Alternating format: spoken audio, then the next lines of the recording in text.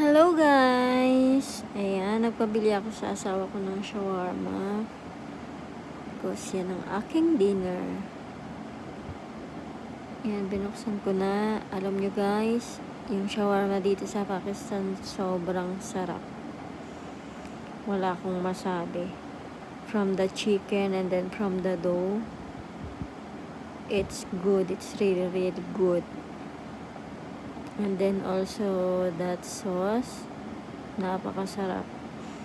Hindi ka mauumay.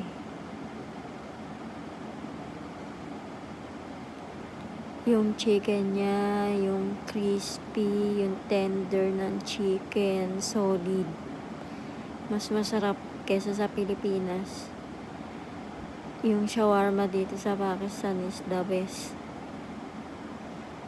Sorry because walang sounds kasi tinry ko lang naman. Ngayon lang naman ako nagganyan. Just only try it that. But thank you guys kung mapanood nyo man to. Ayan.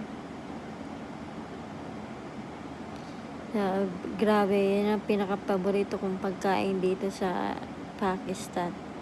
Bukod sa masarap na ang laki pa niya. Solid talaga. Busog ka talaga sa ano dito, sa shawarma dito. Dalawang klase ang shawarma dito eh. Meron fried chicken na shawarma and then meron naman na shawarma na yung hiniwa-hiwa na ng maliliit. Ayan, kasing shawarma dyan is malalaki. Ayan, nilagyan ko ng ketchup tapos kinain ko na. Sobrang solid ng ano dito, shawarma.